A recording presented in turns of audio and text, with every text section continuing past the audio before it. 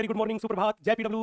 Very very good morning सारे सारे रसगुल्लों को, रसगुल्लियों को, पापा की परियों को, मम्मी के मगरमच्छों को। वेरी वेरी गुड मॉर्निंग, सुप्रभात। जल्दी से सारे के सारे रसगुल्ले, रसगुल्लियां, पापा की परियां और मम्मी के मगरमच्छों, जल्दी से जुड़ जाओ। सारे लोग जल्दी से जुड़ जाओ। यस,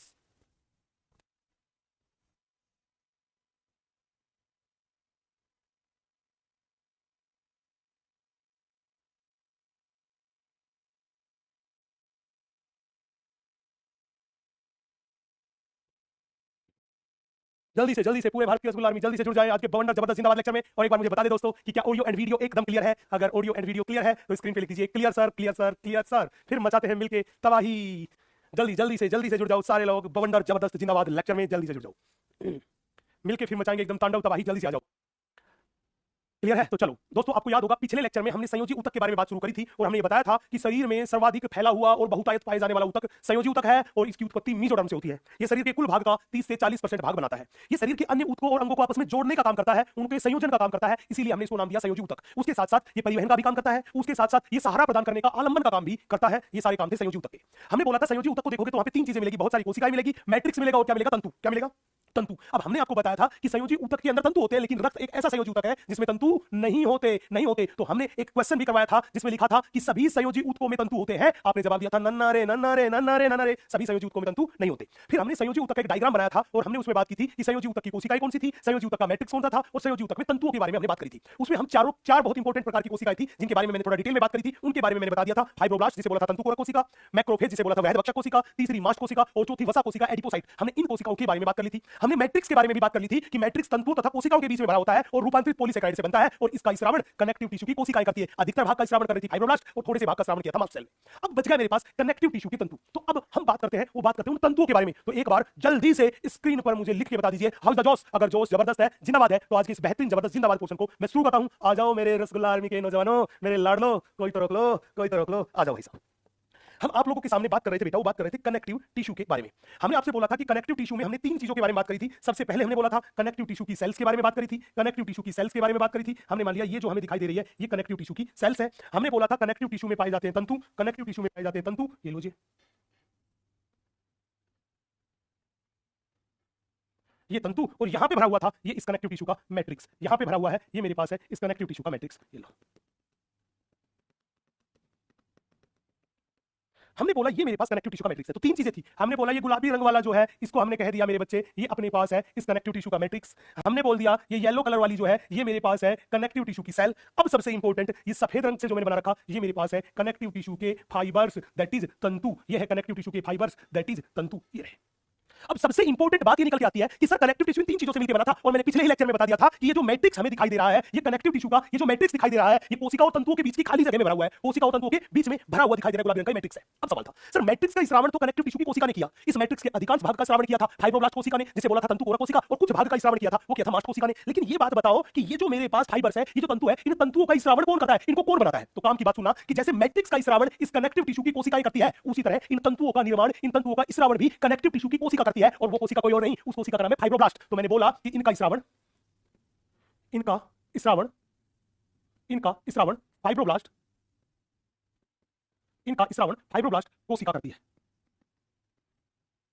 तो जब भी बोले बताओ तंतुओं का स्रावण कौन सी कोशिका करती है, आपका सीधा जवाब आएगा फाइब्रोब्लास्ट कोशिका करती है। अब अगला सवाल आएगा सर अगर तंतु को लेके और लैब में चेक करके देखें तो ये तंतु बने किस चीज से? कार्बोहाइड्रेट से बने हैं, प्रोटीन से बने हैं, लिपिड से बने हैं, न्यूक्लिक एसिड से, किस चीज से बने हैं, किस मटेरियल से बने हैं? तो जब इनको अध्ययन किया तो पता चला कि ये तंतु प्रोटीन से बने। किससे बने? ये तंतु जो है ये तंतु किससे बने? प्रोटीन से बने हैं। अब वो प्रोटीन कौन सी? बेटा अगर हमारे शरीर का अध्ययन करें तो शरीर में कई सारी अलग अलग प्रकार की प्रोटीन होती है। कुछ प्रोटीन ऐसी होती है जो शरीर की उपापचय क्रियाओं का नियंत्रण करती है, उन्हें नियंत्रक प्रोटीन बोलते हैं। जैसे हमारे शरीर के एंजाइम शरीर की उपापचय क्रियाओं का नियंत्रण करते हैं। कुछ प्रोटीन ऐसी होती है जो शरीर की संरचना के निर्माण में योगदान देती है, उन्हें बोलते हैं संरचनात्मक प्रोटीन। उन्हें क्या बोलते हैं? संरचनात्मक प्रोटीन। कुछ प्रोटीन ऐसी होती है जिनमें संकुचन की क्षमता होती है, जैसे हमारी पेशियों में पाई जाती है ना एक्टिन मायोसिन जो कि संकुचन में सहायता करती है, उन्हें बोलते हैं संकुचनशील प्रोटीन। तो कहने का मतलब शरीर में प्रोटीन जो है वो अलग अलग प्रकार की होती है। शरीर में प्रोटीन जो है वो अलग अलग प्रकार की होती है। शरीर में प्रोटीन जो है वो अलग अलग प्रकार की होती है। मेरी बात क्लियर है? कोई नियंत्रक प्रोटीन होती है, कोई रेगुलेट नियंत्रक प्रोटीन जिसको बोलते हैं रेगुलेटरी प्रोटीन, कोई संरचनात्मक प्रोटीन होती है, तो कोई संकुचनशील प्रोटीन होती है। ऐसे भांति भांति प्रकार की प्रोटीन होती है। तो पूछेगा ये तंतु कौन सी प्रोटीन से बनते हैं? बेटा तंतु जो है वो शरीर की संरचना बनाने में योगदान देते हैं। तो हमने बोला ये संरचनात्मक प्रोटीन से बने होते हैं। ये संरचनात्मक ये संरचनात्मक प्रोटीन से बने होते हैं, ये संरचनात्मक प्रोटीन से बने होते हैं, ये संरचनात्मक प्रोटीन से बने होते हैं। तो जब भी बोले कि बताओ ये तंतु जो है ये कौन सी प्रोटीन से बने होते हैं? संरचनात्मक प्रोटीन से। अब सवाल था गुरुजी आपने कहा ये तंतु संरचनात्मक प्रोटीन से बने हैं, तो क्या आप किसी संरचनात्मक प्रोटीन का उदाहरण बता सकते हैं? अरे बिल्कुल बताएंगे, डंके की चोट पे बताएंगे। कौन सा नाम है बेटा? जैसे संरचनात्मक प्रोटीन का उदाहरण लेके चले तो हमारी एनसीईआरटी ने रखा है कोलेजन प्रोटीन। क्या नाम दे रखा है एनसीईआरटी ने? एनसीईआरटी ने नाम दे रखा है कोलेजन प्रोटीन। ये कोलेजन प्रोटीन एक संरचनात्मक प्रोटीन है। इलास्टिन प्रोटीन,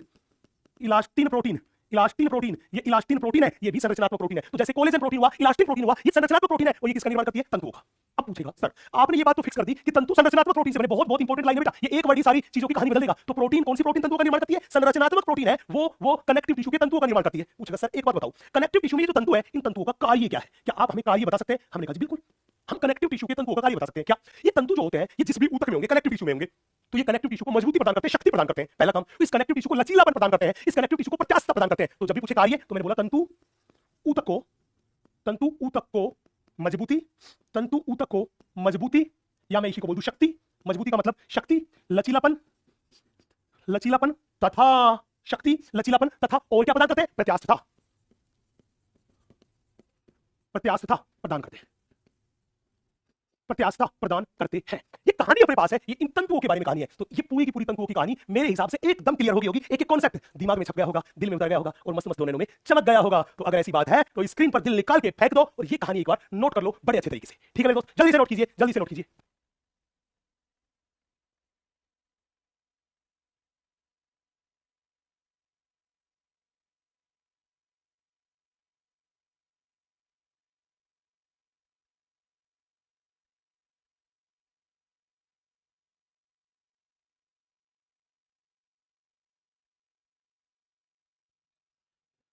जल्दी मेरे दोस्तों, क्या बात है, come on India, come on India, पूरे भारत की जनता से ताबड़तोड़ जवाब, भरपूर प्यार, क्या बात है, जबरदस्त प्यार। गा सकूं कोई नगमा, वो साज कहां से लाऊं, भा सके आपको वो अंदाज कहां से लाऊं, अरे चांद सितारों की तारीफ तो बहुत आसान है, हो आपकी तारीफ वो अल्फाज कहां से लाऊं, वो अल्फाज कहां से लाऊं। ग्रेट बच्चों, शाबाश, बेहतरीन, जिंदाबाद, बेहतरीन, जिंदाबाद।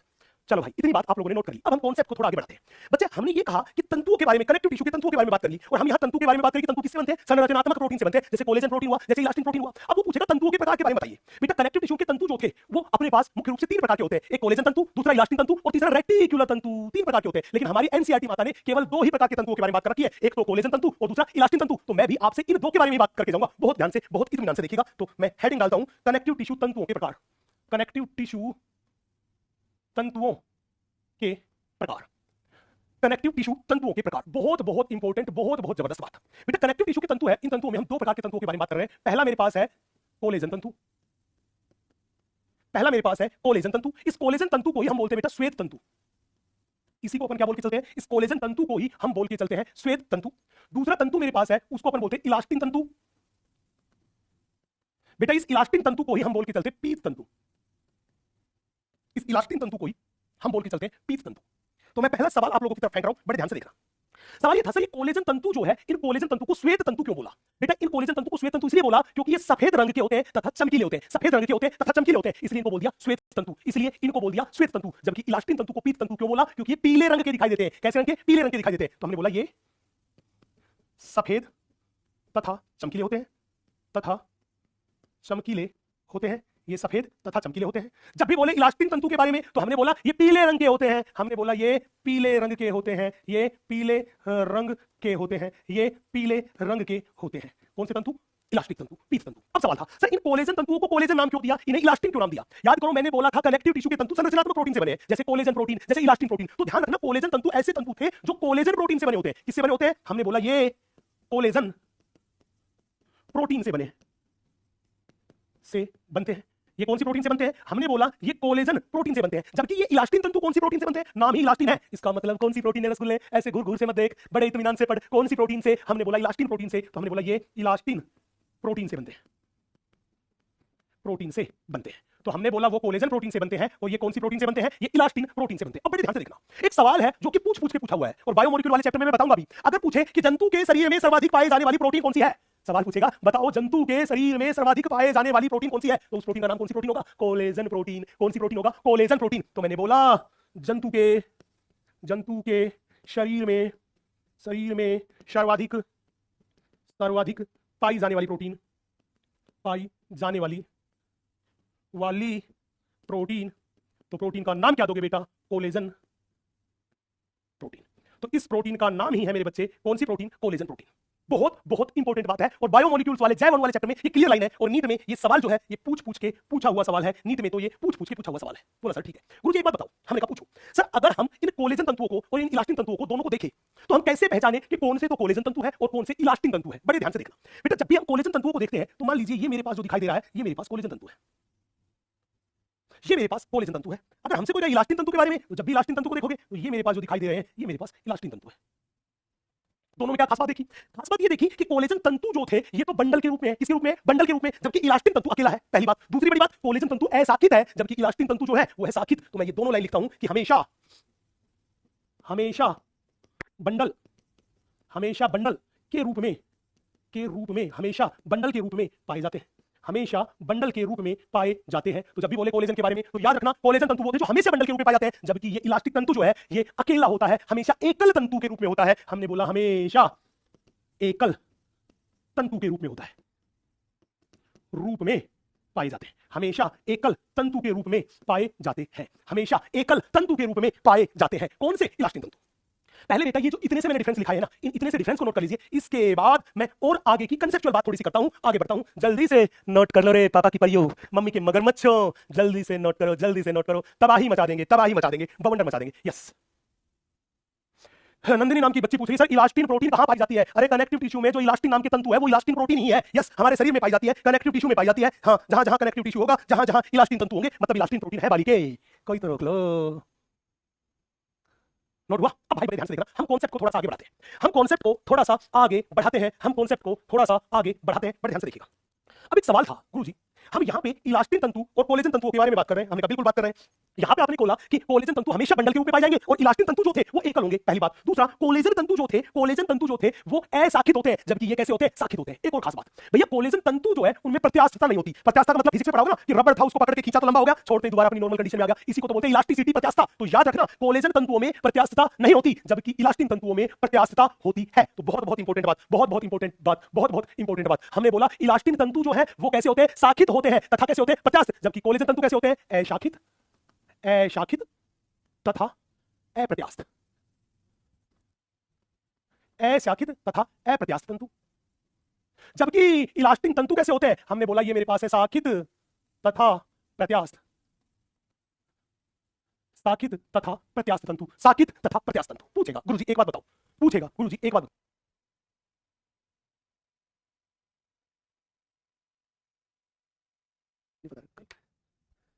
अब सवाल अपने पास सबसे इंपॉर्टेंट, सबसे प्यारा मेरे दोस्त जग से न्यारा क्या था कि कोलेजन तंतु जो थे वो बंडल में होते हैं। और आपने तो छोटी छोटी क्लासेस में पढ़ा होगा संगठन में ही शक्ति है। तो कोलेजन तंतु जो होते हैं वो जहां पे भी पाए जाएंगे वो बहुत ज्यादा मजबूती प्रदान करेंगे। तो ऊतक को मजबूती, शक्ति प्रदान करने का काम किसका है? कोलेजन तंतु का। तो हमने बोला अगर कोई कहे कि कोलेजन तंतु का कार्य है तो हमने बोला ऊतक को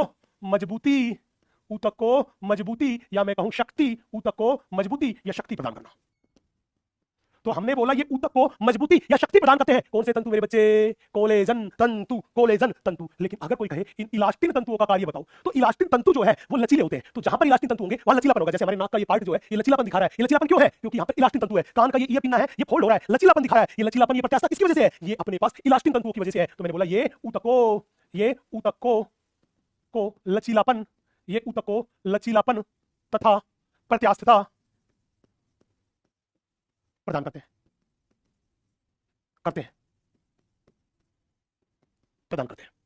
भाई ये दोनों की दोनों जो बातें लिखी ये हमने कोलेजन तंतु तथा इलास्टिन तंतु के बारे में लिखी। यस, यहां पे जाके तंतु की कहानी हुई एकदम खत्म। मतलब कल जब मैंने एनसीईआरटी माता की रीडिंग करी थी तो कुछ तंतुओं वाली लाइन जो थी वो मैंने छोड़ दी थी। आज मैं उन लाइन को पढ़ के बताऊंगा और एक एक कॉन्सेप्ट जो था लाइन का वो आपके दिमाग में छप जाएगा, दिल में उतर जाएगा और मस्त मस्त 2 नैनों में चमक जाएगा। फिर तुम कहोगे कसम खा के कहो, मुस्कुरा के कहो सर आप आगे बढ़ो, हम आपके साथ हैं।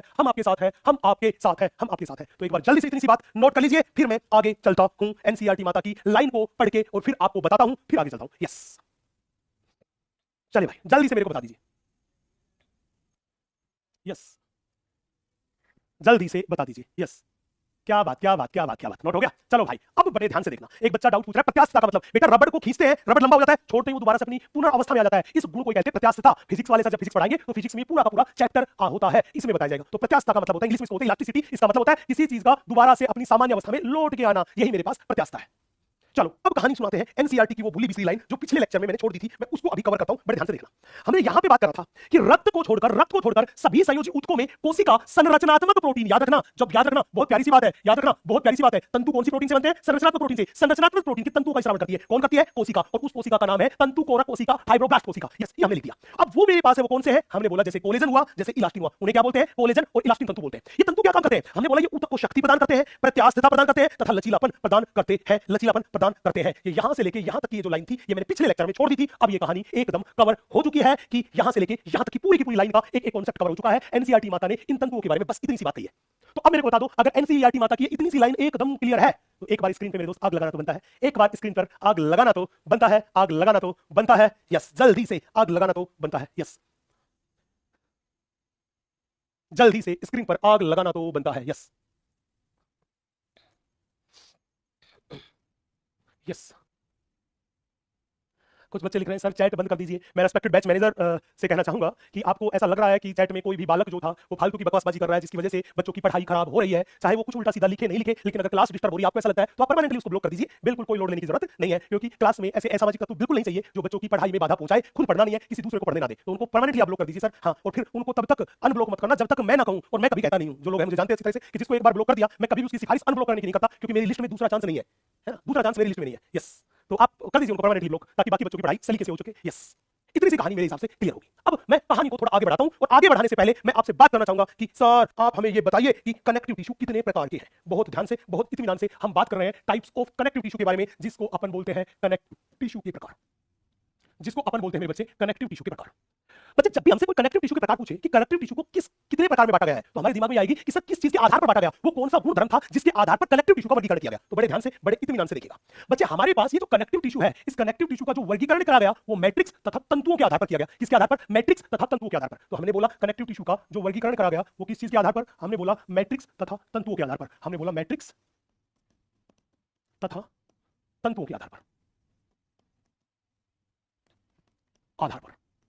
बेटा मैट्रिक्स तथा तंतुओं के आधार पर संयोजी ऊतक जो है उसको तीन प्रकार में बांटा। कितने प्रकार में बांटा? संयोजी ऊतक जो है उस संयोजी ऊतक को हमने तीन प्रकार में बांटा। सबसे पहले को अपन बोलते हैं loose connective tissue. Loose connective tissue, इसको हिंदी में बोलते हैं ढीला संयोजी ऊतक, ढीला संयोजी ऊतक। लूज कनेक्टिव टिश्यू, इसको ही हिंदी में हम बोलते हैं ढीला संयोजी ऊतक, ढीला संयोजी ऊतक। बोला सर ठीक है। दूसरा कनेक्टिव टिश्यू मेरे पास है, उसको बोलते हैं डेंस कनेक्टिव टिश्यू, उसको बोलते हैं डेंस कनेक्टिव टिश्यू, इसे ही बोलते हैं सघन संयोजी ऊतक, इसे ही बोलते हैं सघन संयोजी ऊतक, इसे ही बोलते हैं सघन संयोजी ऊतक। तीसरा मेरे पास है, उसको बोलते हैं स्पेशलाइज्ड, इसी को बोलते हैं स्पेशलाइज्ड कनेक्टिव टिश्यू, इसी को बोलते हैं मेरे बच्चे स्पेशलाइज्ड कनेक्टिव टिश्यू। और इस स्पेशलाइज्ड कनेक्टिव टिश्यू को बोलते हैं विशिष्टीकृत या विशिष्ट संयोजी ऊतक, इसी को बोलते हैं विशिष्टीकृत संयोजी ऊतक, इसी को बोलते हैं विशिष्टीकृत संयोजी ऊतक। तो हमने बोला कि संयोजी ऊतक को कितने प्रकार में बांटा? तीन प्रकार में। अब भाई साहब सवाल था, गुरुजी आप बताओ ये लूज कनेक्टिव टिश्यू कितने प्रकार का है? बेटा लूज कनेक्टिव टिश्यू को आगे हमने दो प्रकार में बांटा। पहला मेरे पास है एरियोलर, एरियोलर कनेक्टिव टिश्यू। दूसरा मेरे पास है adipose connective tissue. Areolar connective tissue जो है उसको बोलते हैं वायवीय संयोजी ऊतक, उसको बोलते हैं वायवीय संयोजी ऊतक। एडिपोज को बोलते हैं वसा संयोजी ऊतक,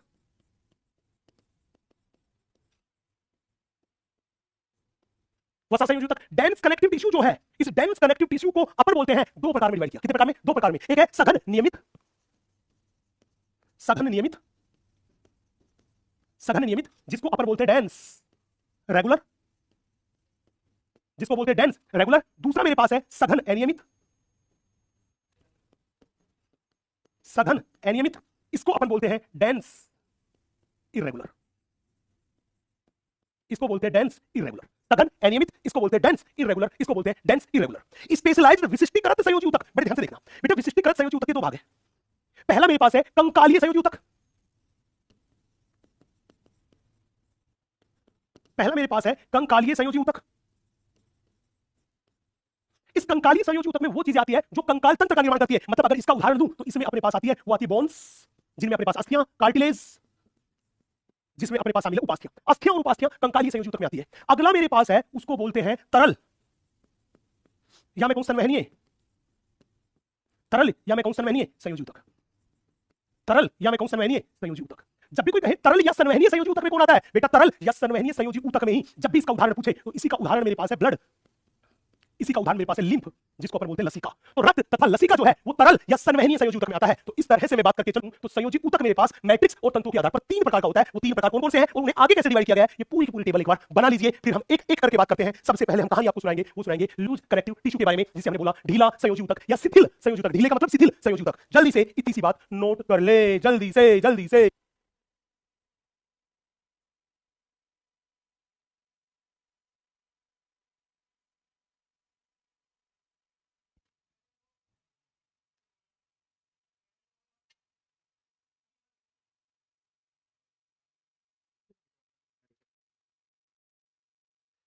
नोट हो गया मेरे लाडलो?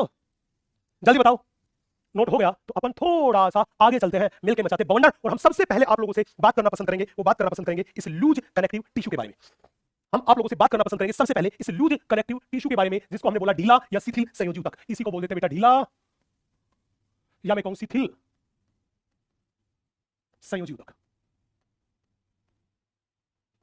इसी को बोलते हैं ढीला या शिथिल संयोजी ऊतक। इसी को बोलते हैं ढीला या शिथिल संयोजी ऊतक। अब सवाल था सर एक बात बताओ, बोला क्या सर ऊतकों का वर्गीकरण जो आपने करा था वो ऊतकों का वर्गीकरण करा था, वो करा था मैट्रिक्स तथा तंतुओं के आधार पर। हमने कहा बिल्कुल। आप एक बात बताओ, इस लूज कनेक्टिव टिश्यू में मैट्रिक्स तथा तंतुओं की क्या कहानी है? तो बड़े ध्यान से देखना क्या कहानी है बच्चे। अगर हम इस लूज कनेक्टिव टिश्यू को देखें तो इस लूज कनेक्टिव टिश्यू में अगर कोई बात करके चले हमसे किसके बारे में? मैट्रिक्स के बारे में।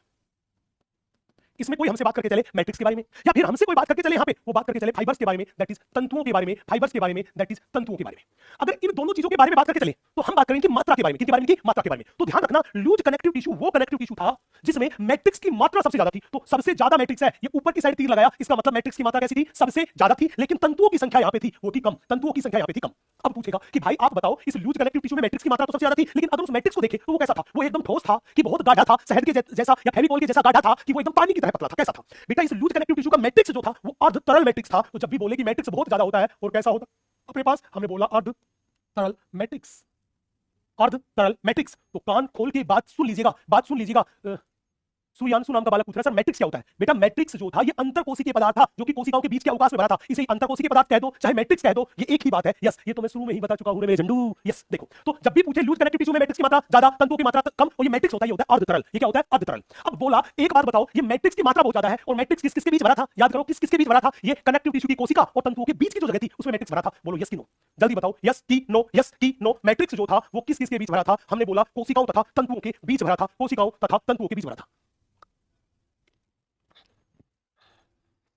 जल्दी जल्दी जल्दी जल्दी जल्दी जल्दी जल्दी। मैट्रिक्स का स्रावण कनेक्टिव टिश्यू की कोशिकाएं करती है। इसमें जल पाया जाता है, खनिज लवण पाए जाते हैं, प्रोटीन पाए जाते हैं। इन सारी चीजों से मिलकर बनता है, वो अपने पास बनके बनता है मैट्रिक्स। बोला हाँ। अब मैं एक सवाल तुम्हारी तरफ से पूछता हूं। मैं कह रहा हूं कोशिका और तंतुओं के बीच में मैट्रिक्स बना था और वो मैट्रिक्स बहुत ज्यादा मात्रा में था। तो बताओ कोशिका और तंतुओं के बीच में मैट्रिक्स की मात्रा बहुत ज्यादा थी, तो कोशिका और तंतुओं के बीच का जो अवकाश रहा होगा, कोशिका और तंतुओं के बीच जो फासले रहे होंगे वो कम रहे होंगे कि ज्यादा? कम रहे होंगे कि ज्यादा? कोशिका और तंतुओं के बीच में फासले जो रहे होंगे वो कम होंगे कि ज्यादा? जल्दी बताओ मेरे को, जल्दी बताओ भाई। ज्यादा। बहुत बहुत सही जवाब, शाबाश शाबाश। तुलसी ने जवाब दिया, भवानी ने, करुणा ने, चेतन ने, सोहेल ने, रोहित ने। सर ज्यादा, क्योंकि दोनों के बीच कोशिका और तंतुओं के बीच मैट्रिक्स की मात्रा ज्यादा है, तो ज्यादा मैट्रिक्स भरने के लिए अवकाश भी तो ज्यादा चाहिए। मतलब उन दोनों के बीच में फासला क्या था? ज्यादा। अब मेरे को बताओ अगर कोशिका और मैट्रिक्स के बीच फासला ज्यादा था, दूरियां ज्यादा थी, तो उनके बीच बॉन्डिंग जो होगी वो कमजोर होगी कि स्ट्रॉन्ग होगी? कमजोर होगी कि मजबूत होगी? कमजोर होगी कि मजबूत होगी? कमजोर होगी कि मजबूत होगी? जल्दी मुझे बताओ। यस, कमजोर होगी कि मजबूत होगी? यस, बॉन्डिंग कमजोर होगी सर। वेरी गुड, वीक होगी, कमजोर होगी, क्योंकि जब दूरियां ज्यादा होती है तो बॉन्डिंग तो कमजोर होती है। तो मैं ये कह दूं कि लूज कनेक्टिव टिश्यू ऐसा था जिसमें मैट्रिक्स की मात्रा बहुत ज्यादा थी, फाइबर्स की मात्रा बहुत कम थी। मतलब कोशिकाएं और फाइबर्स जो थे वो उनके बीच की बॉन्डिंग कमजोर थी, वो एक दूसरे से ढीले बंधे हुए थे।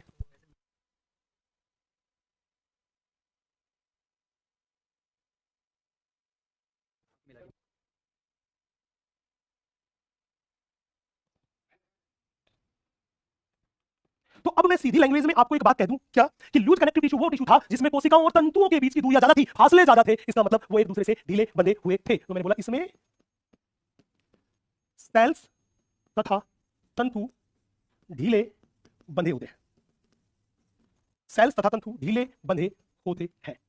तो जब भी बोले कैसे हैं, हमने बोला ये ढीले बंधे होते हैं। तो हमने सीधी सी बात बोली लूज कनेक्टिव टिश्यू वो था जिसमें सेल्स और तंतु क्या थे? ढीले बंधे होते हैं, क्योंकि उनके बीच फासले होते बहुत ज्यादा, फासले होते बहुत ज्यादा। तो मैं दो लाइन कहता हूं कि कोशिकाओं और तंतुओं के बीच फासले क्या थे? बहुत ज्यादा। अगर तुम चाहते तो ये फासले मिट भी सकते थे। अरे अगर तुम चाहते तो ये फासले मिट भी सकते थे। तुम्हारी आंखों के आंसू हमारी आंखों से बह सकते थे। तुम्हारी आंखों के आंसू हमारी आंखों से बह सकते थे। तुम ठहरे रहे झील के पानी की तरह। अगर बहते तो हम भी दरिया बन सकते थे। अगर बहते तो हम भी दरिया बन सकते थे। तो इतनी सी बात नोट कीजिए कि लूज कनेक्टिव टिश्यू में मैट्रिक्स जो था ज्यादा, फाइबर्स कम, सेल्स और तंतु एक दूसरे से क्या होते हैं, ढीले बंधे हुए होते हैं। यस, क्या बात है। कोई तो रोक लो। आ जाओ सारे के सारे रसगुल्लियां, जल्दी आ जाओ बेटा, जल्दी आ जाओ। बवंडर मचा देंगे अपन, कोई दिक्कत ही नहीं है, एकदम बवंडर मचा देंगे। नोट हुआ? चलिए अब हम एक एक करके बात करते हैं। यहां सबसे पहले लूज कनेक्टिव टिश्यू के अपने पास दो प्रकार थे। उनमें सबसे पहला मेरे पास है areolar connective tissue. Loose connective tissue के अपने पास दो प्रकार थे, उनमें सबसे पहला प्रकार है एरियोलर कनेक्टिव टिश्यू। अब हमने ये तो कहा कि तीनों के तीनों प्रकार के टिश्यू में सबसे ज्यादा मैट्रिक्स की मात्रा किसमें, लूज कनेक्टिव टिश्यू में। लेकिन लूज कनेक्टिव टिश्यू भी दो प्रकार का था, एक एरियोलर कनेक्टिव टिश्यू और दूसरा एडिपोज, दैट इज वसा संयोजी ऊतक। इन दोनों में ज्यादा मैट्रिक्स किसमें है? तो याद रखना, मैट्रिक्स की सर्वाधिक मात्रा जो होती है वो किसमें होती है, एरियोलर कनेक्टिव टिश्यू में। एरियोलर कनेक्टिव टिश्यू में तो हमने बोला सर्वाधिक मैट्रिक्स उपस्थित। तो जब भी बोले कि कौन सा कनेक्टिव टिश्यू था जिसमें मैट्रिक्स की मात्रा सबसे ज्यादा थी, आप कहोगे लूज में, और लूज में कौन सा, आप कहोगे एरियोलर कनेक्टिव टिश्यू। पहली बात। दूसरी बात, जब हमने कनेक्टिव टिश्यू शुरू किया था तो हमने बोला था कि शरीर में सबसे ज्यादा पाया जाने वाला, बहुतायत पाया जाने वाला और विस्तृत रूप से फैला हुआ ऊतक संयोजी ऊतक है। बोला हाँ। अब संयोजी ऊतक भी बहुत सारे अलग अलग प्रकार के हैं। तो अगर कोई कहे कि कौन सा संयोजी ऊतक ऐसा है जो सबसे ज्यादा फैला हुआ है, तो ध्यान रखना शरीर में सबसे ज्यादा फैला हुआ संयोजी ऊतक कौन सा है, वो मेरे पास है एरियोलर कनेक्टिव टिश्यू। तो मैंने बोला शरीर में विस्तृत रूप से फैला हुआ संयोजी ऊतक। तो जब भी बोले कौन सा संयोजी ऊतक है जो शरीर में विस्तृत रूप से फैला हुआ है, सबसे ज्यादा epithelium tissue, connective tissue, muscular tissue और नर्वस टिश्यू में सबसे ज्यादा कौन फैला हुआ है, कनेक्टिव टिश्यू। और कनेक्टिव टिश्यू में भी कौन, एरियोलर कनेक्टिव टिश्यू। तो इसका मतलब याद करो हमने एक बात पढ़ी थी कि उपकला ऊतक एपिथेलियम टिश्यू हमेशा कनेक्टिव टिश्यू के ऊपर वृद्धि करता है। हमेशा किसके ऊपर वृद्धि करता है, कनेक्टिव टिश्यू के ऊपर वृद्धि करता है। तो अब एक बात बताओ, अगर उपकला ऊतक हमारे शरीर में घूम रहा है, जट यमला पगला दीवाना, बस इतनी सी बात न जाना, क्या नहीं जाना कि कौन सा कनेक्टिव टिश्यू था जो शरीर में सबसे ज्यादा फैला हुआ था, जो शरीर में हर जगह मिलने के चांस सबसे ज्यादा थे, वो कोई और नहीं था, एरियोलर कनेक्टिव टिश्यू। तो बोलेगा अगर उपकला ऊतक को वृद्धि करनी है तो कौन सा संयोजी ऊतक शरीर में आसानी से मिल जाएगा, शरीर में हर जगह मिलने की संभावना ज्यादा है, बताओ कौन से संयोजी ऊतक की, तो आप कहोगे एरियोलर कनेक्टिव टिश्यू की। तो कहने का मतलब कि अधिकतर केस में उपकला ऊतक कौन से संयोजी ऊतक के ऊपर वृद्धि करता है, आप कहोगे एरियोलर कनेक्टिव टिश्यू के ऊपर। इसलिए एनसीईआरटी माता ने एक लाइन लिखी। एनसीईआरटी माता ने क्या लिखा, एनसीईआरटी माता ने लिखा कि ये ऊतक जो था ये सामान्यतः उपकला ऊतक को आधारीय ढांचा प्रदान करता है। तो हमने बोला ये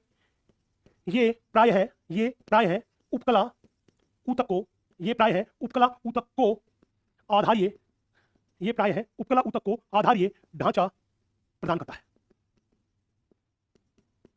ये प्राय है उपकला ऊतक को आधारीय ढांचा प्रदान करता है। इसका मतलब क्या निकला कि अधिकतर उपकला ऊतक कौन से ऊतक के ऊपर वृद्धि करता है, एरियोलर कनेक्टिव टिश्यू के ऊपर। कौन से के ऊपर, एरियोलर कनेक्टिव टिश्यू के ऊपर। अब एक सवाल था, गुरुजी एक बात बताओ, अगर हम हमारे शरीर में से एरियोलर कनेक्टिव टिश्यू का एक छोटा सा टुकड़ा बाहर निकालें और उस टुकड़े का अध्ययन करें तो ये एरियोलर कनेक्टिव टिश्यू हमें दिखाई कैसा देता है, ये एरियोलर कनेक्टिव टिश्यू जो है ये हमें दिखाई कैसा देता है। चलो भाई, मैं तुम्हारे शरीर को काट के उसमें से एरियोलर कनेक्टिव टिश्यू बाहर निकालता हूं, लेकिन पहले इतनी सी बात तुम नोट करो, फिर मैं आगे की कहानी बताता हूं। यस, पहले इतनी सी कहानी को नोट करो, फिर मैं आपको आगे की कहानी बताता हूं। यस, हाँ, फिर हम बवंडर क्वेश्चन करने वाले बेटा, कॉन्सेप्ट को समझना, क्वेश्चन करेंगे बवंडर जबरदस्त जिंदाबाद। हाँ जी, जल्दी से पहले कॉन्सेप्ट को समझना। यस, नोट हो गया? अब आ जाओ, मैं कॉन्सेप्ट सिखाता हूं। मैंने तुम में से एक झंडू को पकड़ा, एक गुल्लू को पकड़ा और गुल्लू के शरीर में से एरियोलर कनेक्टिव टिश्यू को बाहर निकाला।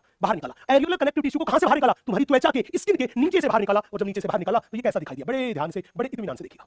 हमने मान लिया हमारे पास ये एरियोलर कनेक्टिव टिश्यू का एक टुकड़ा है। किसका टुकड़ा है मेरे बच्चे? हमने मान लिया ये मेरे पास एरियोलर कनेक्टिव टिश्यू का एक टुकड़ा है। इस एरियोलर कनेक्टिव टिश्यू के टुकड़े को देखा तो क्या देखा कि इस एरियोलर कनेक्टिव टिश्यू का जो टुकड़ा था, इसमें यहाँ पे आप क्लियरली देख सकते हैं, ये मेरे पास कोशिका दिखाई दे रही है। बेटा ये जो कोशिका आपको दिखाई दे रही है, इस कोशिका का नाम है फाइब्रोब्लास्ट। ये मछली जैसी जो मैंने बना दी, ये मेरे पास कुछ और नहीं, ये मेरे पास है फाइब्रोब्लास्ट, जिसको अपन बोलते हैं तंतु कोरक कोशिका। और यही वो कोशिका है जो संयोजी ऊतक तंतुओं का स्रावण करती है, यही वो कोशिका है जो संयोजी ऊतक तंतुओं का स्रावण करती है, यही वो कोशिका है। ये लो, हमने बोला ये तंतु कोरक कोशिका है, और इस तंतु कोरक कोशिका से ये जो तंतुओं का बंडल दिखाई दे रहा है, अब बताओ बंडल के रूप में कौन से तंतु पाए जाते थे? कोलेजन तंतु, इलास्टिन तंतु। आप कहोगे कोलेजन तंतु, तो ये मेरे पास है कोलेजन तंतु, बोला सर ठीक है। अब कोलेजन तंतुओं के साथ साथ यहाँ पर इलास्टिन तंतु भी पाए जाते हैं। यहाँ पे देखिए, मान लीजिए ये जो अपने को दिखाई दे रहे हैं, ये अपने पास इलास्टिन तंतु दिखाई दे रहे हैं, ये जो दिखाई दे रहे हैं ये अपने पास इलास्टिन तंतु दिखाई दे रहे हैं। हमने बोला ये अपने पास है, ये मेरे पास है इलास्टिन तंतु। बोला सर ठीक है। सर क्या इसमें ब्लड की सप्लाई, यहाँ भैया यहाँ पे रक्त की सप्लाई होती है, और रक्त की सप्लाई होती है। तो हमने बोला ये रही यहाँ पर उपस्थित ब्लड वेसल, ये जो मैंने लाल रंग की बना दी, ये यहाँ पर उपस्थित ब्लड वेसल है, ये यहाँ पर उपस्थित क्या है, ब्लड वेसल, रक्त वाहिनी। ये मेरे पास है ब्लड वेसल, जिसको बोलते हैं रक्त वाहिनी, ये मेरे पास रक्त वाहिनी है। अब यहाँ पर बोला सर इस फाइब्रोब्लास्ट के अलावा भी यहाँ पर कोई कोशिका होती है, ये तो फाइब्रोब्लास्ट है, तंतु कोरक कोशिका है, या इसके अलावा भी कोशिका होती है? हमने कहा इसके अलावा भी यहाँ पर कोशिका होती है। अगर यहाँ पे देखोगे तो यहाँ पे ये रही एक बड़े आकार की कोशिका, ये जो बड़े आकार की कोशिका है, इस बड़े आकार की कोशिका को ही बोलते हैं मैक्रोफेज, दैट इज वृहद भक्षक कोशिका। इसी को बोलते हैं मैक्रोफेज, इसी को बोलते हैं मैक्रोफेज, दैट इज वृहद भक्षक। इसी को बोलते हैं मैक्रोफेज, इसी को बोलते हैं वृहद भक्षक। नेक्स्ट, हमने यहां पे क्या देखा कि यहां पे कुछ और कोशिकाएं भी दिखाई दी। जैसे ये कोशिका जो थी, हमें यहां पर ये कोशिका जो थी, ये कोशिका भी यहां पर दिखाई दी और हमने देखा कि ये कोशिका कोई और कोशिका नहीं, ये मेरे पास है वसा कोशिका।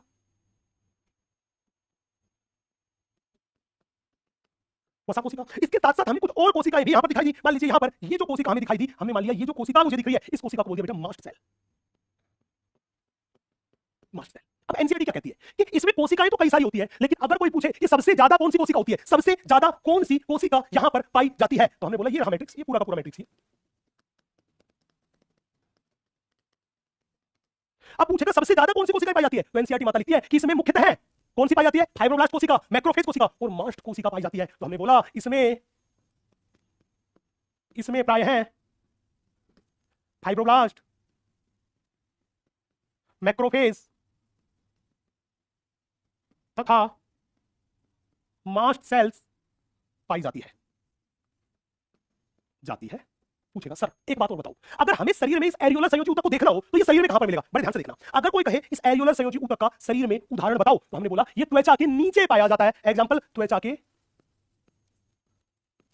नीचे स्थित। हमने बोला ये कहां स्थित होता है? हमने बोला ये त्वचा के नीचे स्थित होता है, इसलिए इसको बोलते हैं त्वचा ग्रंथिका ऊतक। इसीलिए इसको बोलते हैं त्वचा ग्रंथिका ऊतक, इसीलिए हम इसको बोलते हैं त्वचा ग्रंथिका ऊतक, इसीलिए हम इसको बोलते हैं त्वचा ग्रंथिका ऊतक। पूछेगा सर एक बात बताओ, ये त्वचा के नीचे तो पाया जाता है, लेकिन त्वचा के नीचे ये क्या काम करता है? बड़े ध्यान से, बड़े इत्मीनान से देखना। बेटा मैंने क्या काम किया, यहां से त्वचा का टुकड़ा लिया, यहां से मैंने एक त्वचा का टुकड़ा लिया। मान लीजिए ये मेरे पास जो है ये त्वचा का टुकड़ा है, ये त्वचा का टुकड़ा है, और इस त्वचा के टुकड़े को जब मैंने देखा तो इस त्वचा के टुकड़े पे मुझे दो परत दिखाई दी। एक परत जो ये सबसे बाहर की तरफ है, इस सबसे बाहर वाली परत को मैंने कह दिया एपिडर्मिस। इसको क्या बोल दिया? इसको अपन ने बोल दिया एपिडर्मिस। इस एपिडर्मिस के नीचे एक और परत मुझे दिखाई दी, इस एपिडर्मिस के नीचे मुझे एक परत और दिखाई दी, और इस एपिडर्मिस के नीचे जो मुझे परत दिखाई दी, मैंने इस नीचे वाली परत को मैंने नाम दे दिया बेटा डर्मिस। इस नीचे वाली परत को मैंने नाम दे दिया मेरे बच्चे, वो नाम दे दिया डर्मिस। याद रखना त्वचा में ये दो परत है, ऊपर वाली जो सबसे बाहर है एपिडर्मिस, इसके नीचे डर्मिस, इन दोनों परतों से मिलकर बनती है त्वचा। स्किन, तो हमारी स्किन किनसे मिलकर बनी? एपिडर्मिस तथा डर्मिस, इन दोनों से मिलकर बनती है स्किन। बोला सर ठीक है। अब हमारी त्वचा कई बार देखा होगा सर्दी लगती है तो रोंगटे खड़े हो जाते हैं, वो रोंगटे खड़े करवाती है। वो रोंगटे खड़े करवाने के लिए त्वचा के नीचे पाई जाने वाली मसल्स उत्तरदायी है, मसल्स उत्तरदायी है। तो इसका मतलब ये हुआ कि इस त्वचा के नीचे पेशियां पाई जाती है। इस त्वचा के नीचे क्या पाई जाती है? पेशियां पाई जाती है। हमने बोला ये इस त्वचा के नीचे उपस्थित मसल्स है, ये त्वचा के नीचे उपस्थित मसल्स है। अब पूछेगा सर आप हमें इस एरियोलर संयोजी ऊतक के बारे में बता रहे थे। हाँ रे मेरे गुल्लू झंडू घोचू, मैं इसी के बारे में बता रहा था। सुन, एग्जैक्टली में हमारा ये जो संयोजी ऊतक है ये क्या काम करता है? इस त्वचा को इस मसल से जोड़ने का काम करता है। ये क्या काम करता है? त्वचा को मसल से जोड़ने का काम करता है। त्वचा को मसल से जोड़ने का काम करता है। ये त्वचा को मसल से जोड़ने वाला ये जो ऊतक आपको दिखाई दे रहा है, ये गुलाबी रंग का, यही मेरे पास है एरियोलर कनेक्टिव टिश्यू। यही मेरे पास है एरियोलर कनेक्टिव टिश्यू। तो मैंने यही तो लिखा कि ये त्वचा के नीचे पाया जाता है, ये त्वचा, उसके नीचे गुलाबी रंग का कौन है? Areolar connective tissue. ये क्या काम कर रहा है? त्वचा को नीचे स्थित मसल से जोड़ने का काम कर रहा है। त्वचा को नीचे स्थित मसल से जोड़ने का काम कर रहा है। अब बताओ क्या ये कहानी क्लियर है? ये लाइन क्यों लिखी? डायग्राम को देखो, त्वचा के नीचे स्थित, ये कहानी मैंने इस डायग्राम में दिखा दी, और यहां पे जाके एरियोलर कनेक्टिव टिश्यू हुआ मेरे बच्चे एकदम खलास। एरियोलर कनेक्टिव टिश्यू एकदम खलास खलास खलास, एकदम खलास।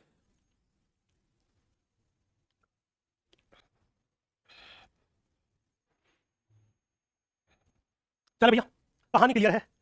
अरे बता दो, दुख दर्द बताना भी नहीं आता, जताना भी नहीं आता। तो दुख दर्द भाई साहब, यस बेटा नीचे वाला डायग्राम ही बनाना है, इसी में मैंने बता रखा है कि एरियोलर कनेक्टिव टिश्यू त्वचा के नीचे कहां पर है। यस ये कहानी यहीं पे बता रखी है। यस नोट हुआ? चलो साहब, तो हमने एरियोलर कनेक्टिव टिश्यू पढ़ लिया। इस एरियोलर कनेक्टिव टिश्यू के बाद अगला जो ऊतक था, उस अगले ऊतक को हमने बोला था वसा संयोजी ऊतक। वसा संयोजी ऊतक, that is adipose connective tissue. वसा संयोजी ऊतक, वसा संयोजी ऊतक, adipose connective tissue, that is वसा संयोजी ऊतक। Adipose connective tissue, that is वसा संयोजी ऊतक। बोला सर ठीक है। अब बड़े ध्यान से, बड़ी इत्मीनान से देखना बेटा, नाम ही ऊतक का वसा संयोजी ऊतक है, तो याद रखना ये एक ऐसा ऊतक था जिसमें वसा कोशिकाएं अत्यधिक संख्या में पाई जाती है। तो मैंने बोला इसमें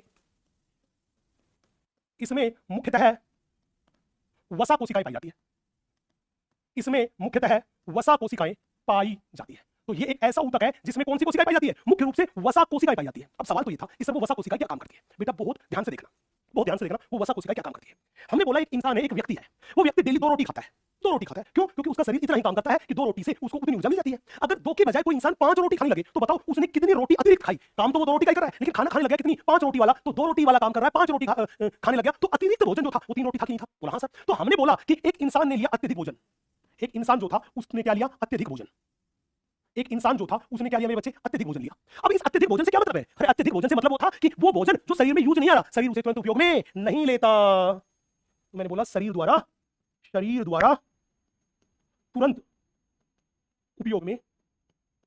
तुरंत उपयोग में नहीं लिया जाता, शरीर द्वारा तुरंत उपयोग में नहीं लिया जाता।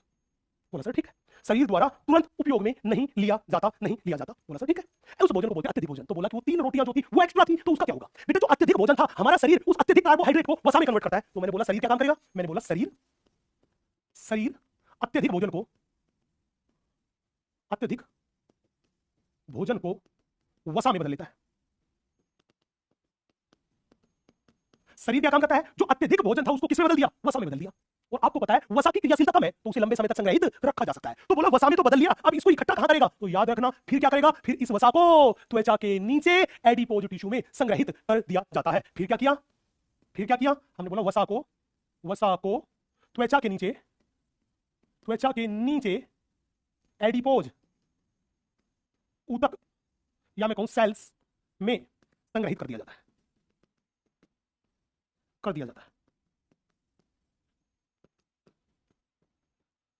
फिर इसने क्या काम किया? इसको त्वचा के नीचे एडिपोज ऊतक को सेल में क्या कर दिया? संग्रहित कर दिया। अब एक सवाल था सर ठीक है, तो त्वचा के नीचे संग्रहित हो गया तो देख रहे हो अच्छा मोटा इंसान होता है, हम कहते हैं भाई साहब देख इसकी त्वचा को पकड़ के इसमें चर्बी जमी है। वो चर्बी है क्या? वो तो त्वचा जो बहुत मोटी है वो चर्बी जमी हुई है, वो चर्बी एक्चुअली वसा है। अब सवाल था सर आप मान लो इस गोचू के शरीर में से वसा संयोजी ऊतक को निकालो, तो वो वसा संयोजी ऊतक हमें देखने में कैसा दिखाई देगा? चलो भैया इस गोचू के शरीर से मैं वसा संयोजी ऊतक को बाहर निकालता हूं। जब वसा संयोजी ऊतक को बाहर निकालेंगे और बाहर निकाल के और अध्ययन करेंगे तो हमें ये पता चलेगा कि वसा संयोजी ऊतक में पाई जाती है वसा कोशिकाएं। वसा संयोजी ऊतक में क्या होती है गोचू? वसा कोशिकाएं। इस वसा संयोजी ऊतक में होती है मेरे बच्चे वसा कोशिकाएं। हमने मान लिया ये मेरे पास वसा कोशिकाएं हैं, ये वसा कोशिकाएं हैं, और इन वसा कोशिकाओं को देखोगे तो इन वसा कोशिकाओं के अंदर ये मेरे पास जो दिखाई दिया, ये मेरे पास वसा संग्रहण क्षेत्र है। ये मेरे पास दिखाई दिया, ये मेरे पास है वसा संग्रहण क्षेत्र। इन वसा कोशिकाओं में ये जो दिखाई दिया, ये मेरे पास है वसा संग्रहण क्षेत्र। यहाँ पे देखिए ये वसा संग्रहण क्षेत्र है, यहाँ पे ये जो दिखाई दे रहा है ये मेरे पास इन वसा कोशिकाओं का केंद्रक है, ये मेरे पास इन वसा कोशिकाओं का केंद्रक है, और यहाँ पे ये जो मैंने भर दिया ये मेरे पास है यहाँ पे उपस्थित मैट्रिक्स। अब यहाँ पे देखो ये सफेद वाला जो आपको दिखाई दे रहा है मेरे बच्चे, ये मेरे पास है मैट्रिक्स। हमने बोला ये वसा कोशिकाएं है, और इन वसा कोशिकाओं को देखोगे तो ये गुलाबी वाली जो है ये इनकी सेल मेम्ब्रेन है, कोशिका झिल्ली है। ये इनकी सेल मेम्ब्रेन है, ये इनकी कोशिका झिल्ली है। ये हमने बोला लाल रंग का जो आपको दिखाई दे रहा है, ये लाल रंग वाला यहाँ पर प्रेजेंट केंद्रक है। ये लाल रंग वाला जो दिखाई दे रहा है ये यहाँ पे उपस्थित क्या है? ये यहाँ पे उपस्थित केंद्रक है। ये जो मेरे पास पीले रंग वाला दिखाई दे रहा है, ये पीले रंग वाला वसा संग्रहण क्षेत्र है। ये वसा संग्रहण क्षेत्र है। यस चलो भैया ये मेरे पास वसा संग्रहण क्षेत्र है। अब सवाल पूछेगा सर ये तो एडिपोज कनेक्टिव टिश्यू हो गया, लेकिन गुरुजी आप ये बताओ ये एडिपोज कनेक्टिव टिश्यू को अगर हम देखें तो ये शरीर में कहां पर मिलेगा? हमने कहा बहुत अच्छी बात, हमने तो यहां लिख रखा है त्वचा के नीचे। तो जब भी पूछे कि बताओ ये एडिपोज कनेक्टिव टिश्यू शरीर में कहां पर मिलेगा, तो हमने बोला त्वचा के नीचे। तो जब भी बोले कहां पर, हमने बोला त्वचा के नीचे स्थित होता है। और बेटा त्वचा की अंदर वाली परत, बाहर वाली परत को क्या बोलते हैं? एपिडर्मिस। अंदर वाली परत को क्या बोलते हैं? डर्मिस। ये त्वचा के नीचे स्थित होता है, इसलिए इसको बोल दिया हाइपोडर्मिस। अब पूछेगा सर कैसे दिखाई देता है? बहुत ध्यान से देखना कि गुरुजी हमारे पास सवाल है कि ये भी त्वचा के नीचे होता है, ये एरियोलर कनेक्टिव टिश्यू है, ये भी त्वचा के नीचे स्थित होता है। हम दोनों के बारे में कंफ्यूज है। कंफ्यूज क्या है? हमारे तो फ्यूज उड़ गए कि भाई हम कैसे पहचाने। बड़े ध्यान से देखना बेटा, हमने मान लिया कि ये मेरे पास स्किन की बाहर वाली परत है। स्किन की इस बाहर वाली परत को अपन बोल के चलते हैं एपिडर्मिस। स्किन की इस बाहर वाली परत को बोल के चलते हैं एपिडर्मिस। बोला ठीक है, इस एपिडर्मिस के नीचे ये स्किन की दूसरी परत है। स्किन की इस दूसरी परत को हम बोल के चलते हैं बच्चे डर्मिस।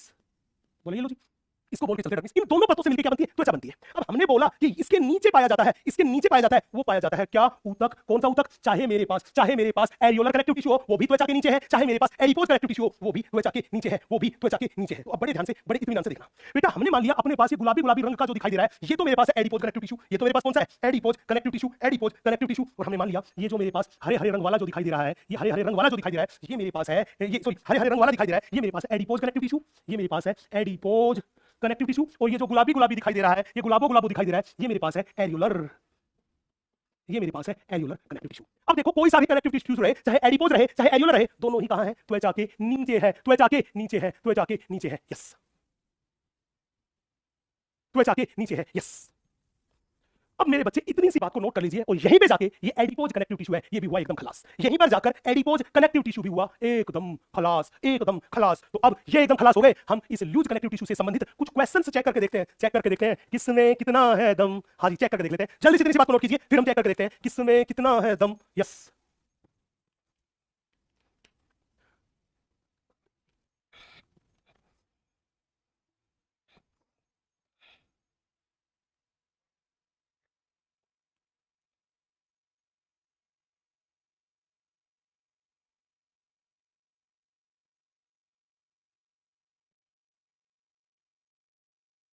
यस। एक बार नोट कीजिए, फिर हम क्वेश्चन लगाते हैं, इससे संबंधित क्वेश्चन लगाते हैं, तब पता चलेगा कि तुमने क्या सीखा, कितना सीखा। हो गया नोट? तो भाई साहब बड़े ध्यान से, बड़े इत्मीनान से देख लीजिए। यस, ये रहा बड़ा ही प्यारा सा दिल दहला देने वाला सवाल आपकी स्क्रीन पर।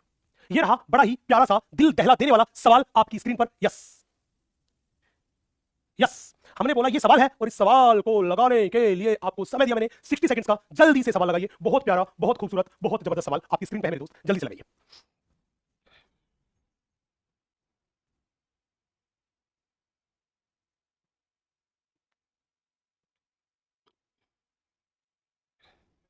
बहुत बहुत अच्छा सवाल, बहुत अच्छा सवाल, बहुत प्यारा सवाल, खूबसूरत सवाल। जल्दी से बच्चे जवाब दे भाई, जल्दी से जवाब दे। इसी में पता चलेगा किसमें कितना है दम। यस, पोल कीजिएगा, पोल कीजिएगा।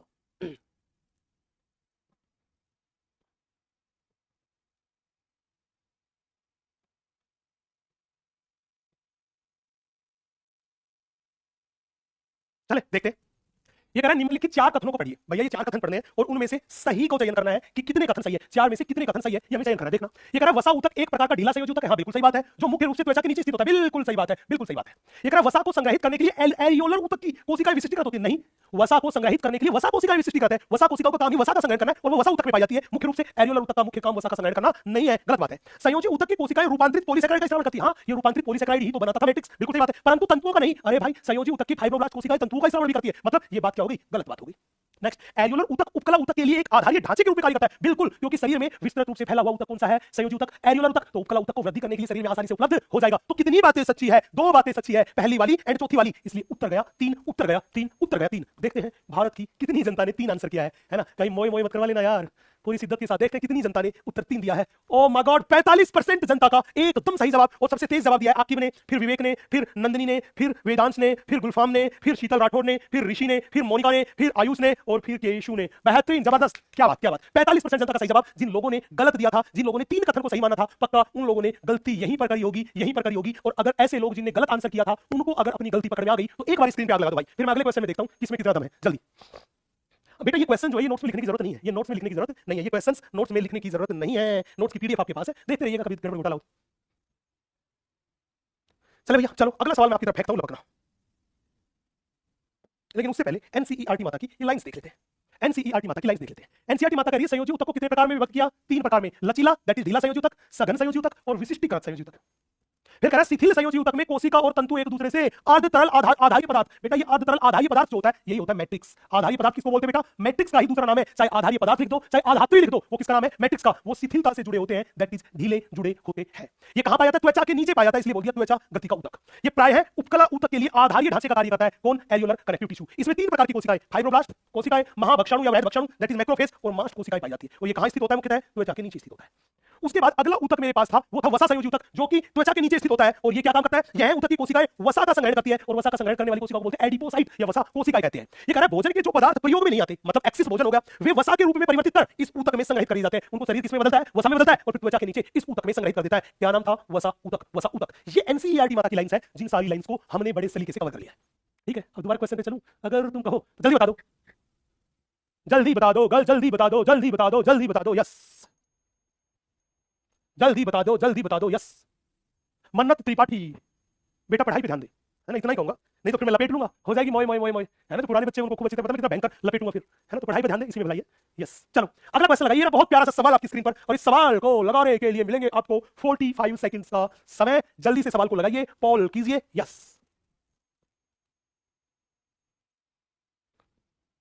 आ जाओ भाई, जल्दी से सवाल को लगाइए।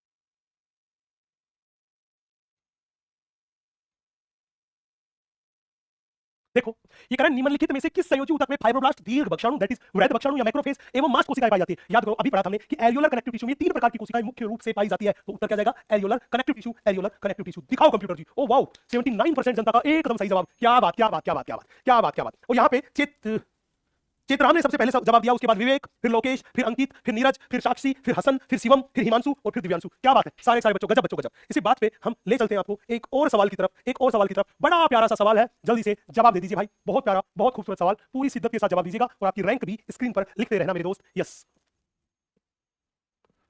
जल्दी जल्दी सवाल का एकदम सही सही जवाब देना। तुम्हें ऊपर वाली की कसम, उसकी माँ की कसम, उसके बाप की कसम, गड़बड़ घोटाला मत करना। सवाल का जवाब जबरदस्त देना, जिंदाबाद देना। ये लो जी, समय शुरू हो गया अब।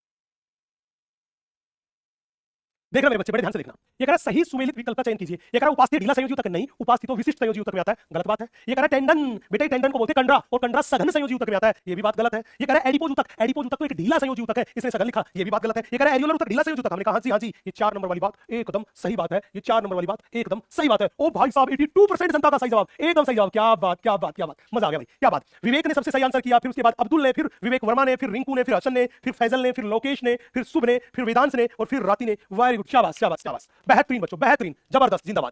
तो बच्चे यहाँ पर हमने ल्यूथ कनेक्टिव टिश्यू का पूरा कॉन्सेप्ट बड़े अच्छे से सीख लिया और उससे संबंधित क्वेश्चन भी कर लिए। अब अपन आगे बढ़ते हैं और हम आपसे बात करते हैं, वो बात करते हैं डेंस कनेक्टिव टिश्यू के बारे में। और आपको बता दूं कि इस डेंस कनेक्टिव टिश्यू को ही बोलते हैं अपन सघन संयोजी ऊतक।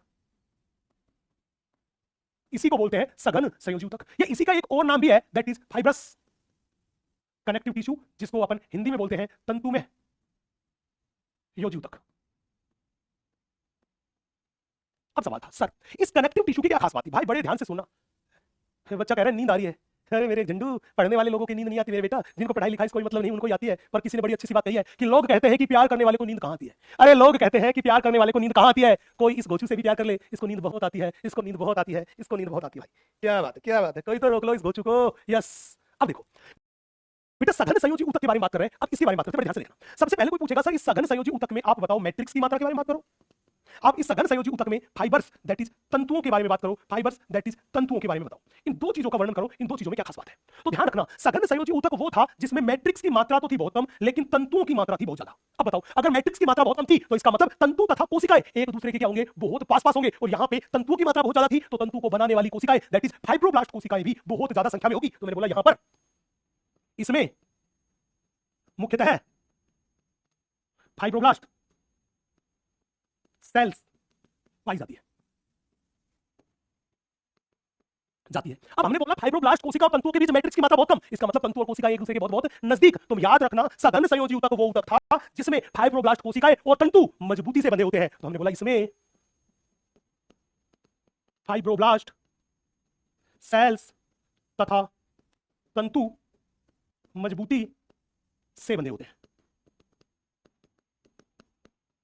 फाइब्रोब्लास्ट कोशिकाएं और तंतु किससे बने होते हैं? मजबूती से बने होते हैं। अब सवाल था, गुरुजी हमें ये बताइए कि ये डेंस कनेक्टिव टिश्यू कितने प्रकार का होता है और किस आधार पर इसका वर्गीकरण किया गया? भाई यही सबसे इंपॉर्टेंट बात है, बड़े ध्यान से, बड़े इत्मीनान से देखना। हम बात कर रहे हैं आपसे डेंस कनेक्टिव टिश्यू के बारे में। बेटा ये डेंस कनेक्टिव टिश्यू जो है, इस डेंस कनेक्टिव टिश्यू को हमने दो प्रकार में बांटा। किसके आधार पर? हमने बोला कि यहां पर फाइब्रोब्लास्ट तथा तंतुओं की व्यवस्था के आधार पर। बहुत इंपॉर्टेंट, किसके आधार पर? हमने बोला कि फाइब्रोब्लास्ट तथा तंतुओं की व्यवस्था के आधार पर,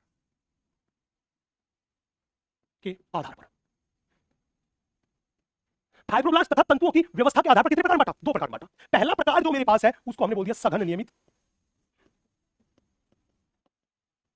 और दूसरे को हमने बोल दिया सघन अनियमित। दूसरे को हमने बोल दिया सघन अनियमित, पहले को बोल दिया सघन नियमित और दूसरे को हमने बोल दिया सघन अनियमित। अब बड़े ध्यान से, बड़े इत्मीनान से देखना, जब भी हमसे पूछे कि सघन नियमित संयोजी ऊतक कौन सा है, तो ऐसा संयोजी ऊतक जिसमें फाइब्रोब्लास्ट कोशिकाएं जो थी, वो फाइब्रोब्लास्ट कोशिकाएं कनेक्टिव टिश्यू के तंतुओं के बंडल के बीच में कतारों में व्यवस्थित हो। कैसे? मैं डायग्राम बना के दोनों को बताता हूं, बड़े ध्यान से देखना। बच्चे आप मानिए कि हमने यहां पर ये सघन नियमित संयोजी ऊतक का एक छोटा सा टुकड़ा लिया, ये लीजिए, यहां पर इसका ये छोटा सा टुकड़ा लिया और इधर सघन अनियमित का छोटा सा टुकड़ा लिया। दोनों चीजों को क्लियरली हम समझाने की कोशिश करते हैं, बड़े ध्यान से, बड़े इत्मीनान से देखिएगा, समझिएगा हर एक कॉन्सेप्ट को। यस, हमने बोला कि सघन नियमित ऊतक, संयोजी ऊतक का छोटा सा टुकड़ा है। हमने बोला इस टुकड़े में यहां पे जो आपको दिखाई दे रहा है, यहां पे जो आपको दिखाई दे रहा है, हमने माना ये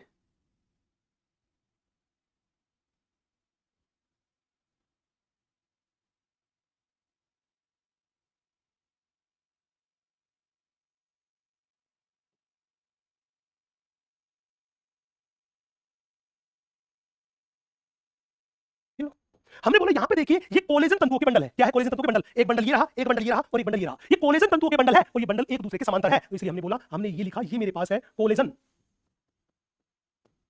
तंतुओं के, कोलेजन तंतुओं के समानांतर बंडल।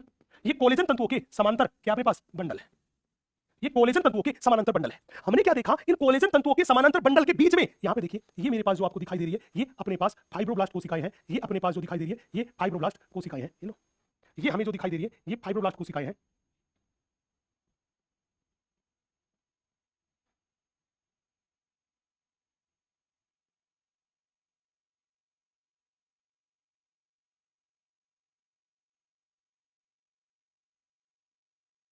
ये मेरे पास बेटा फाइब्रोब्लास्ट कोशिकाएं हैं। ये मेरे पास फाइब्रोब्लास्ट कोशिकाएं हैं और यहाँ पे ये जो भरा हुआ दिखाई दे रहा है आपको पीले रंग वाला, ये यहाँ पे भरा हुआ मैट्रिक्स है।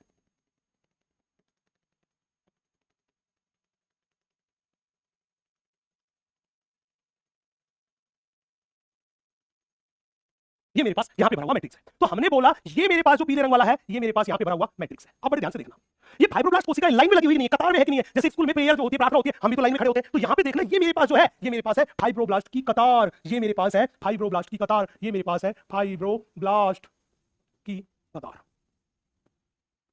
लाइन। अब पूछेगा सघन नियमित संयोजी ऊतक के बारे में बताओ। हमने बोला सघन नियमित संयोजी ऊतक वो संयोजी ऊतक है जिसमें कोलेजन तंतुओं के समानांतर बंडल के बीच में, कोलेजन तंतुओं के समानांतर बंडल के बीच में फाइब्रोब्लास्ट कोशिकाएं कतारों में व्यवस्थित होती है। देखो लाइन लगा के है कि नहीं है, तो यही लाइन एनसीईआरटी ने लिखी कि क्या, कि कोलेजन तंतुओं के, कोलेजन तंतुओं के, कोलेजन तंतुओं के समानांतर बंडलों के बीच में, समानांतर बंडलों के बीच में फाइब्रोब्लास्ट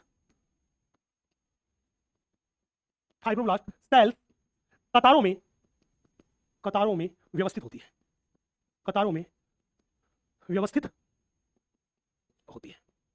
फाइब्रोब्लास्ट कोशिका किसमें? कतारों में व्यवस्थित होती है, कतारों में व्यवस्थित होती है। आप देख लो कतारों के रूप में व्यवस्थित है, लाइन में व्यवस्थित है। अब पूछेगा सघन अनियमित में क्या होता है? बहुत ध्यान से देखना, दोनों डायग्राम खुद बोल उठेंगे जो एनसीईआरटी की लाइन है। बेटा सघन अनियमित संयोजी ऊतक को देखें तो यहाँ पे कोलेजन तंतुओं के बंडल जो थे वो अनियमित रूप से थे। ये लो, हमने मान लिया ये कोलेजन तंतुओं के बंडल है और ये कोलेजन तंतुओं के बंडल जो है ये अनियमित रूप से दिखाई दे रहे हैं, ऐसे ही बिखरे पड़े हैं, उनका कोई भी एक सिस्टमेटिक ऑर्डर, सिस्टमेटिक क्रम नहीं है। ये लो, हमने बोला ये मेरे पास क्या है, कोलेजन तंतुओं का बंडल, ये कोलेजन तंतुओं का बंडल है, ये कोलेजन तंतुओं का बंडल है। और हमने बोला यहां पर ये जो आपको दिखाई दे रही है, ये मेरे पास फाइब्रोब्लास्ट कोशिकाएं हैं।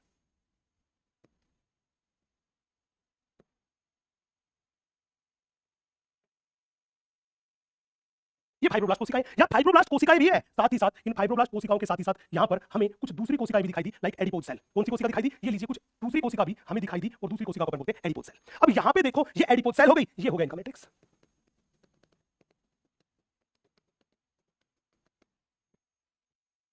तो यहां पे आप देख रहे हो ये कोलेजन तंतुओं के बंडल है, ये मेरे पास फाइब्रोब्लास्ट है। ये जो अपने पास मैंने पीले रंग की कम संख्या में बताई है, ये मेरे पास है वसा कोशिका, ये मेरे पास है वसा कोशिका, ये मेरे पास है वसा कोशिका, ये मेरे पास है वसा कोशिका, और ये हरे रंग वाला जो दिखाई दे रहा है ये मेरे पास है बेटा मैट्रिक्स।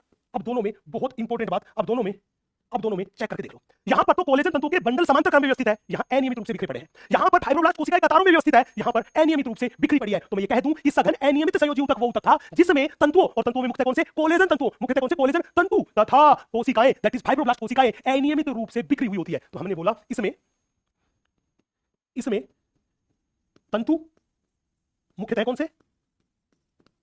कोलेजन तथा फाइब्रोब्लास्ट कोशिकाएं अनियमित रूप से बिखरी हुई पाई जाती है, अनियमित रूप से बिखरी हुई पाई जाती है, अनियमित रूप से बिखरी हुई पाई जाती है। तो दोनों में बहुत क्लियर डिफरेंस है। जहां सिस्टमेटिक तरीके से नियमित रूप से व्यवस्थित है उसको तो बोल दिया सघन नियमित, और जहां अनियमित रूप से बिखरी है उसे बोल दिया सघन अनियमित, उसे बोल दिया सघन अनियमित, उसे बोल दिया सघन अनियमित। अब काम की बात, सीधी बात बेटा, सघन नियमित के दो उदाहरण अपने पास है, एक है लिगामेंट और दूसरा है टेंडन, एक है लिगामेंट और दूसरा है टेंडन। और सघन अनियमित का उदाहरण जो अपने पास है उस उदाहरण का नाम है त्वचा की डर्मिस, त्वचा की डर्मिस। तो अगर इनका कोई मेरे से पूछे उदाहरण, मैं इनके बारे में डिटेल में बात आगे करूंगा। पहला उदाहरण है लीगामेंट, नियमित में उदाहरण है लीगामेंट जिसको बोलते हैं स्नायु। दूसरा उदाहरण है टेंडन, इस टेंडन को अपन बोलते हैं कंडरा, कंडरा। इसके ये दो उदाहरण है। और अगर इधर वाले का उदाहरण देखोगे तो मैंने बोला त्वचा की डर्मिस में ये मिलती है, वो मिलती है त्वचा की डर्मिस में। अब लिगामेंट क्या होता है, टेंडन क्या होता है, इसके बारे में डिटेल में बात मैं अगले लेक्चर में करूंगा। अभी केवल इतनी सी बात याद रखनी है। मतलब अब हम चलते हैं, वो चलते हैं रसगुल्लों की अदालत में। जल्दी जल्दी हम आपको लेके चलते हैं रसगुल्लों की अदालत में। और उससे पहले यहां पर एनसीईआरटी माता की लाइन, सघन संयोजी ऊतक में तंतु और कोशिकाएं मजबूती से दृढ़ता से जुड़ी होती है। पहली बात हमने बोला ये दो प्रकार का होता है। पहला सघन नियमित, जिसमें क्या होता है, तंतु कोरक समांतर तंतुओं के गुच्छों के बीच में कतारों में व्यवस्थित है, लाइन में व्यवस्थित होती है। और इसके उदाहरण हमने दो लिखे, एक लिखा कंडरा, कंडरा दैट इज टेंडन, और दूसरा मेरे पास है स्नायु दैट इज लिगामेंट। इनके बारे में अगले लेक्चर में डायग्राम बना के डिटेल में बात करने वाले हैं। दूसरा हमने बोला, दूसरा हमने बोला वो अनियमित वाला बोला, वो अनियमित वाला बोला, यस अनियमित वाला बोला कि सघन अनियमित वाला बोला, अनियमित वाला जिसमें मुख्यतः अधिकांश कौन से तंतु पाए जाते हैं, कोलेजन तंतु पाए जाते हैं, कोलेजन तंतु पाए जाते हैं। और ये त्वचा में पाया जाता है, और त्वचा में कहां पे, डर्मिस में। त्वचा में कहां पे, डर्मिस में। अब मैं एनसीईआरटी की कहानी खत्म करके आपको ले चलता हूं रसगुल्लों की अदालत में। जल्दी से 2 मिनट में मैं रसगुल्लों की अदालत की कहानी खत्म करता हूं। जल्दी से रसगुल्लों की अदालत की कहानी मैं 2 मिनट में खत्म करता हूं। ये बड़ा ही बवंडर जबरदस्त जिंदाबाद सवाल आपकी स्क्रीन पे है। पूरे 5 करोड़ का सवाल है, पूरे के पूरे 5 करोड़ का सवाल है, 5 करोड़ का सवाल है। इस 5 करोड़ के सवाल को आप जल्दी से लगा सकते हैं, यस। ये 5 करोड़ का सवाल है, जल्दी से सवाल को लगा दीजिए, यस। बहुत प्यारा सवाल, बहुत खूबसूरत सवाल, स्टेटमेंट वाला, फिल इन द ब्लैंक्स वाला सवाल, यस।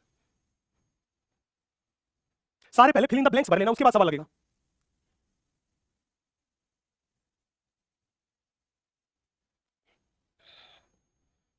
जल्दी से मेरे दोस्त, जल्दी से मेरे दोस्त, जल्दी से।